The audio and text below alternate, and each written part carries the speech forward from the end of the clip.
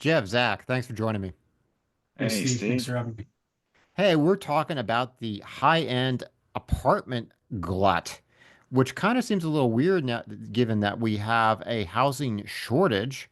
But it turns out builders built maybe some of the wrong types of properties. The national vacancy rate for multifamily apartments reached 8% in the last quarter of 24. That's higher than it was before the pandemic. Um, and that's despite there being an undersupply of anywhere from 1.5 million to 7 million units in the market. But we saw real estate developers pile into the same cities and build the same type of properties, mostly 4 and 5 star units that command average monthly rents of over 2,100.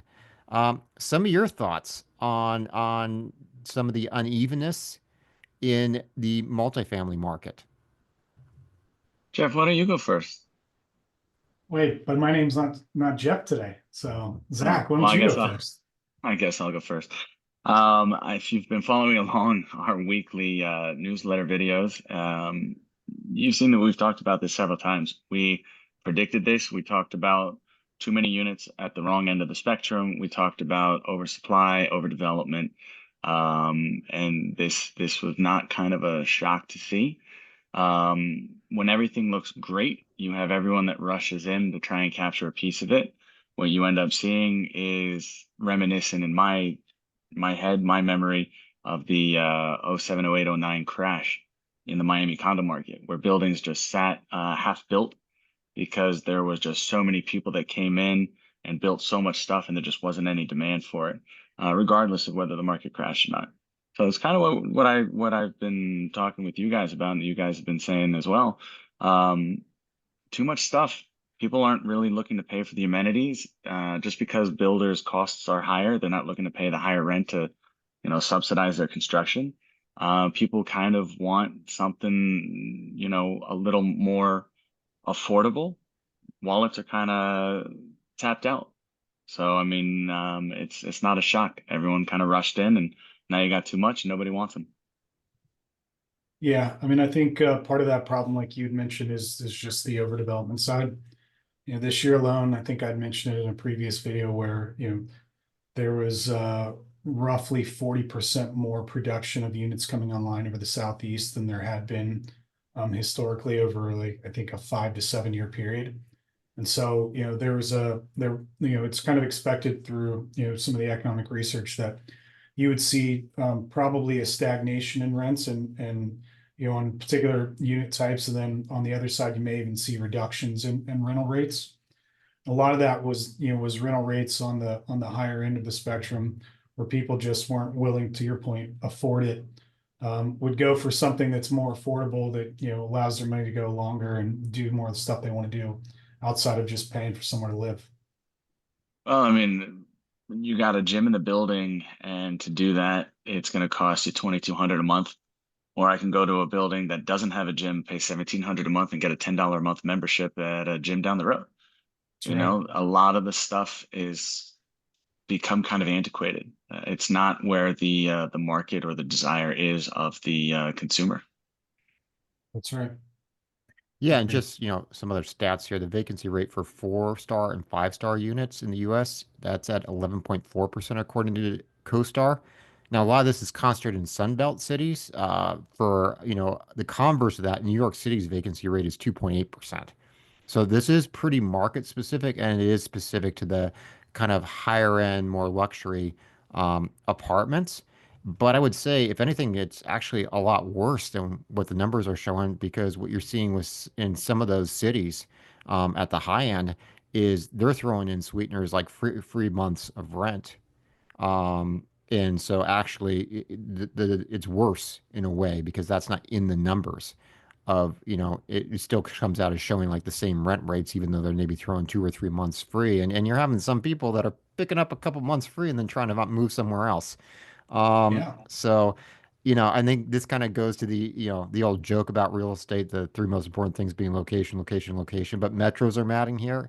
And then something we always talk about, commercial real estate is a complex market with multiple classes and within that segments within the classes.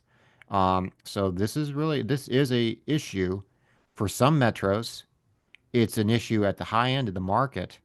Um, but it's not an issue for the entire multifamily market, and it's certainly not an issue for the entire commercial real estate market.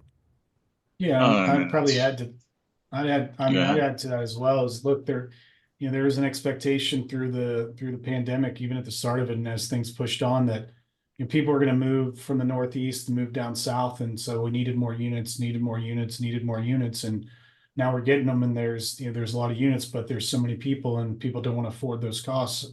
And they found out they hate the weather in Florida. So a lot of them are moving back north to places like Georgia and South Carolina and North Carolina, to places where I don't want to say rural, but it's a little more rural than living in a city, and it's definitely not living in Florida. So, I think nobody really considered that people weren't going to be living the rest of their lives in Florida or places like Florida where you got a lot of these big cities. But and then on the other side of it too, some of the major cities and like Atlanta and some of those areas are being hit pretty hard because they were building just as wildly as the rest. So, I think it's going to be interesting to see how things fall out. Well, look, at the end of the day, if you've followed along this video that long, it's like, why does it matter? What do we do about it? That's really, I think, the key here. What's going to happen next? You're going to watch properties sell at discounts. People are going to take losses. Why does it matter? It's going to create more competition in the market. You could see rents fall. But when you take a look at this, what do you do about it? The easy thing that I would hypothecate here, if you're given 3 months rent or you're sitting at 70% occupancy, why not drop your rental rates on paper to make it more affordable across the spectrum?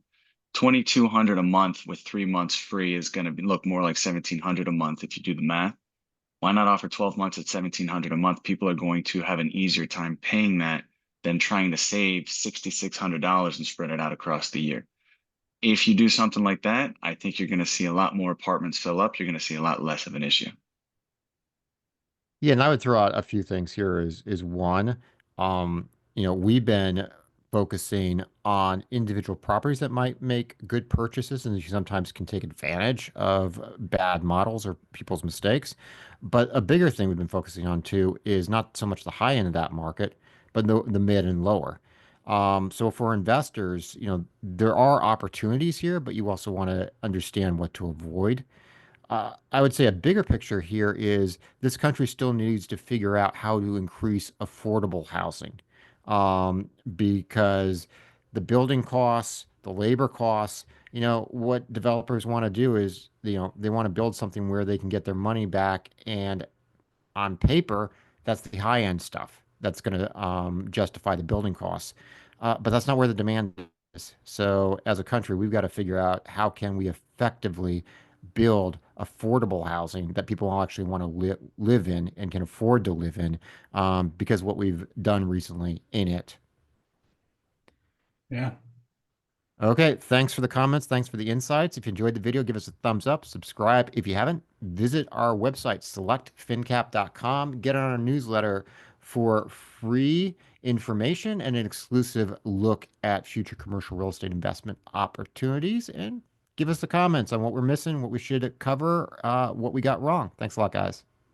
Thanks, Thanks, Steve. Steve.